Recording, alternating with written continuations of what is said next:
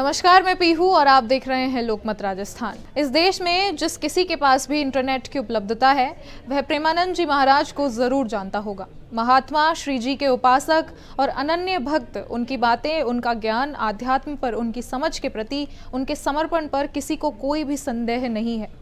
तभी तो देश का बड़ा बिजनेसमैन हो या फिर कोई और संत या बॉलीवुड का स्टार या क्रिकेटर, हर आदमी उनके दरबार में दंडवत होता है। लेकिन प्रेमानंद जी महाराज के एक बयान ने उनकी इस छवि पर इतने सवाल खड़े कर दिए हैं कि अब दुनिया कहने लगी है कि जब संतों के मुख से निकलने वाले शब्द समाज को सही दिशा दिखाने की बजाय अभद्र उपदेश देंगे तो सवाल उठना लाजमी है।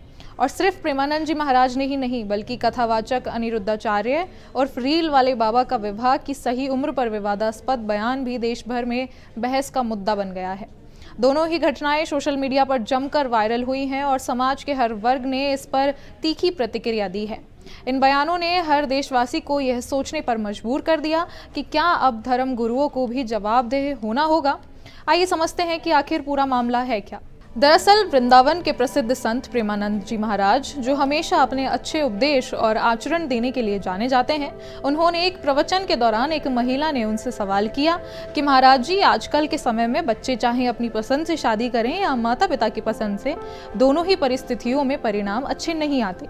तो उनका जवाब देते हुए प्रेमानंद जी महाराज ने कहा, अच्छे आएंगे कैसे? आजकल के बच्चों और बच्चियों का चरित्र पवित्र नहीं है। और आगे यह भी जोड़ दिया कि 100 में से सिर्फ 2-4 कन्याएं ही पवित्र जीवन जी रही हैं। उनका यह बयान समाज के हर कोने में आग की तरह फैल गया।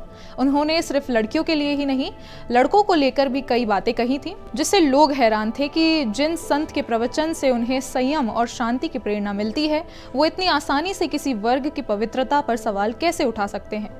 जब महाराज जी का वीडियो वायरल होने के बाद समाज के विभिन्न वर्गों, खासकर महिलाओं ने इस पर तीखी आपत्ति दर्ज की, तो उनका कहना था कि इस तरह के बयान केवल महिलाओं को ही कटघरे में खड़ा कर सकते हैं। वहीं दूसरी ओर मथुरा में कथावाचक अनिरुद्धाचार्य का एक वीडियो सामने आया, जिसमें वो कहते हैं कि 14 साल की लड़कियां जब दुल्हन बनकर आती थी तो परिवार को अपना मान लेती थी, लेकिन जब 25 साल की लड़कियां रिश्तों को नहीं निभा पाती, उन्होंने यह भी कहा कि लिव इन में रह चुकी लड़कियां अगर बहू बनेंगी तो कैसे शादी और रिश्तों को निभा पाएंगी।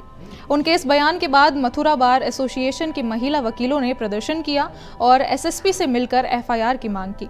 उनका कहना था कि ये बयान सीधे सीधे महिलाओं के आत्मसम्मान और अधिकारों पर हमला है, और जब यह बात बढ़ी तो इन बयानों ने तुल पकड़ा। तब अनिरुद्धाचार्य ने सोशल मीडिया पर एक वीडियो जारी कर सफाई दी। उन्होंने कहा कि वीडियो में से मेरे कुछ शब्द हटा दिए गए हैं, यानी कि मेरा वीडियो एडिट किया गया है, जिसमें गलतफहमियां फैली हैं। मेरी यह बात कुछ लड़कियों के लिए थी, ना कि सभी लड़कियों के लिए। उन्होंने यह भी आरोप लगाया कि उनके बयान को एआई की मदद से तोड़ा मरोड़ा गया है। अगर किसी बहन बेटी का दिल दुखा हो तो मैं क्षमा प्रार्थी हूँ, कहकर उन्होंने अपना पक्ष रखा। लेकिन सोशल मीडिया कहाँ शांत बैठने वाला था। इन दोनों घटनाओं के बाद सोशल मीडिया पर जबरदस्त बहस शुरू हो गई। कुछ लोगों ने संतों का समर्थन करते हुए कहा कि वे केवल समाज में बढ़ती नैतिक पतन को उजागर कर रहे हैं। वहीं अधिकांश ने इस बयान की निंदा की और कुछ ट्रेंड्स जैसे संत शुड अपोलोजाइज और वुमेन डिग्निटी मैटर टॉप पर रहे। कुछ महिला संगठनों ने इसे नैतिक आतंकवाद कहा, जहां केवल महिलाओं के आचरण को ही समाज का मानदंड बना दिया गया है। हालांकि संतों का काम समाज को जोड़ना है, तोड़ना नहीं। जब उनकी जुबान से निकलने वाले शब्द एक वर्ग विशेष को नीचा दिखाएं, तब वह केवल बयान नहीं बल्कि विश्वास पर आघात बन जाता है।